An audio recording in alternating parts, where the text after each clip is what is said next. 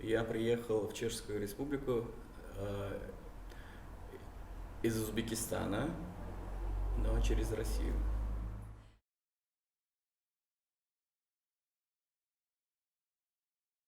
В Узбекистане как бы сложилась очень сложная ситуация после распада Советского Союза. Это была как бы неожиданная государственность, и для нашей как бы элиты они не имели никакого опыта и принялись за старые как бы вот командно-административные методы управления и преследования оппозиции. Единственные выборы президента, в которых участвовал кандидат настоящий, это было в 92-м. После этого репрессии начались, потому что власть хотела удержать ее. И вот я думаю, что точка отсчета это именно выборы, в которых почувствовали угрозу. После этого начались репрессии. Политические лидеры оппозиции или посадили их в тюрьму, или же они уехали в срочном порядке. И некоторые арестованные с помощью международного сообщества были освобождены и также покинули страну. Для меня это было, конечно, неожиданностью. Например, сколько лет борьбы против рабского труда в Узбекистане, и вдруг все возвращается в один миг. То есть хлопковые компании, это было как пощечина. И я участвовал как бы в выборе, участвовал как студенческий лидер на выборах президента на стороне лидера Демократической партии ЭРК. У нас были с ним встречи, и в то время было все-таки возможно агитировать и рассказывать. Сложности у меня уже начались тогда, это очень давно, 91-й, 92-й год, потому что когда мне предложили поехать на хлопок без каких-либо оговорок, я сказал, что, друзья, мы против этого боролись. Я не раб, я не поеду ни в коем случае. Но когда забирали уже всех студентов, то я поехал только и сказал, что на условиях, что я ничего не буду делать, даже на кухне не буду работать, потому что это принудительный труд. Но я посмотрю, как вы будете относиться к студентам. И в один из таких дождливых, холодных дней, когда студенты просто прятались, где нельзя прятаться, в таких траншеях, это искусственное орощение. Под дождем и холодом я сказал, что нужно идти уже протестовать, потому что вы можете потерять здоровье, а кто-то и жизнь, потому что есть возможность получить пневмонию. Вот тогда уже я почувствовал на себе, насколько мы не изменились. То есть сразу же преподаватели начали на меня очень жестко говорить нехорошие слова, потом вызвали в штаб, там сказали, что нечего делать мне там. У меня была президентская стипендия, я был студенческим лидером.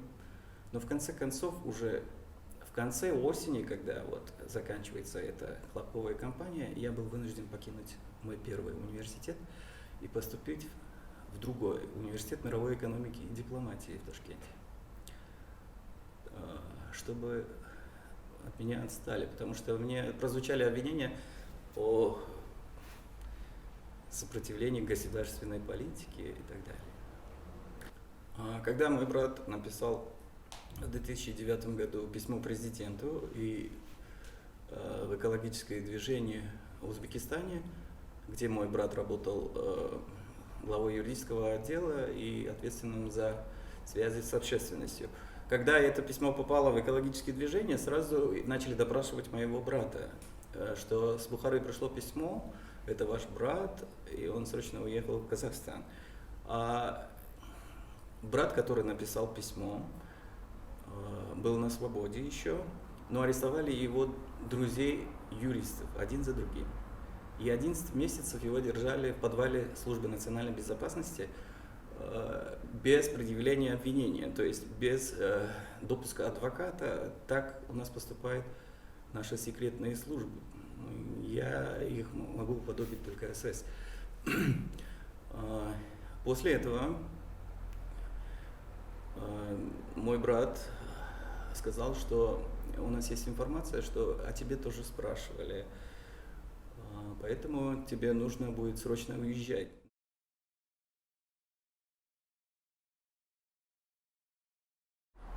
Я бежал в Россию.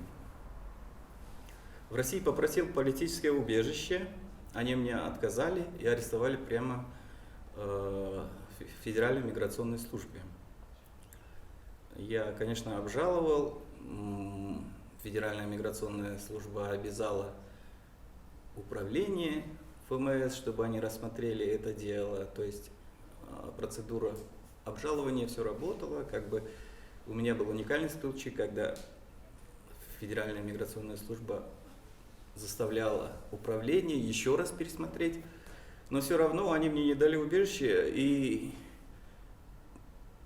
как бы задержали на 7 месяцев и 10 дней.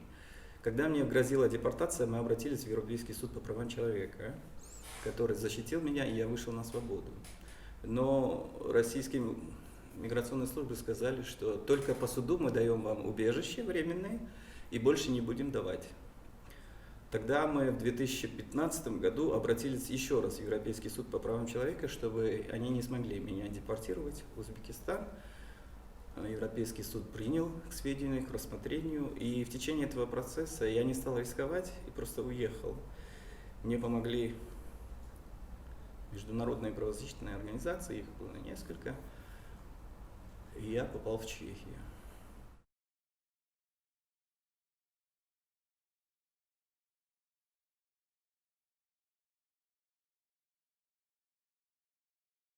Да, меня встретили и поддержали, в том числе и материально, в смысле сняли для меня квартиру и поддерживали несколько месяцев. Также я, да, получил социальную помощь недолго, но после того, как закончилась помощь организации. Мне очень сложно было найти работу, потому что я пытался устроиться по своей сфере. Мы открыли организацию в Москве, правозащитную организацию, консультативно-правовой центр «Помощь», которая специализировалась на помощи мигрантам и беженцам Центральной Азии. И я хотел работать в правозащитной сфере, но я почувствовал, что у меня не хватает навыков языковых возможностей, скажем так. Поэтому я начал с того, что можно. Я начал сотрудничать с организациями на общественных началах, и я по приглашению студентов читал лекции в Карловом университете, в философическом факультете, Карлов университет. И сейчас мы сотрудничаем с Международной амнистией, у нас такие встречи в школах, поэтому я разъезжаю по Чехии, как бы можно их назвать такими встречами на правозащитную тему.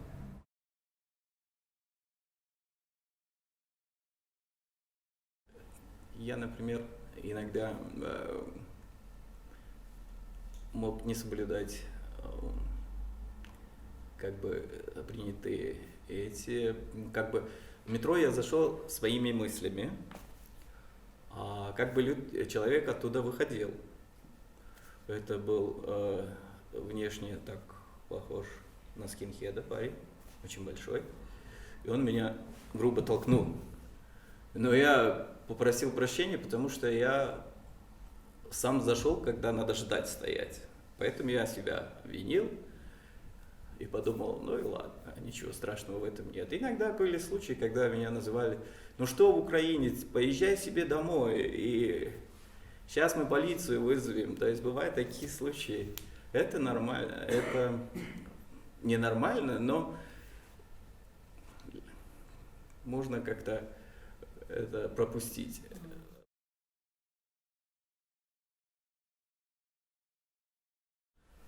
Я бы очень хотел здесь жить, но достигнув некоторых каких-то своих целей.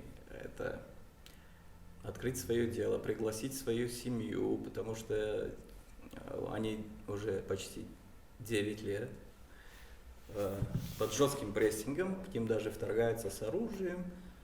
Были случаи избиения отца, а брату, чтобы он не вышел по амнистии, заменили вторую группу на третью и придумали еще один срок прямо в кабинете начальника колонии. То есть в Узбекистане критику или же конструктивные предложения воспринимают враждебно. Они заложниками становятся семьи.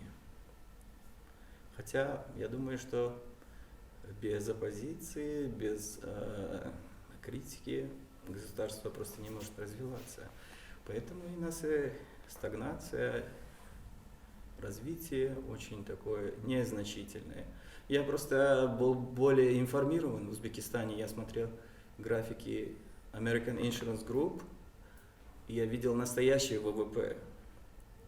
Если это было в 1990 году 9 миллиардов, сейчас это 13 миллиардов. 30 лет никакого роста. Это просто пропали эти 30 лет репрессий, воровства. Вот.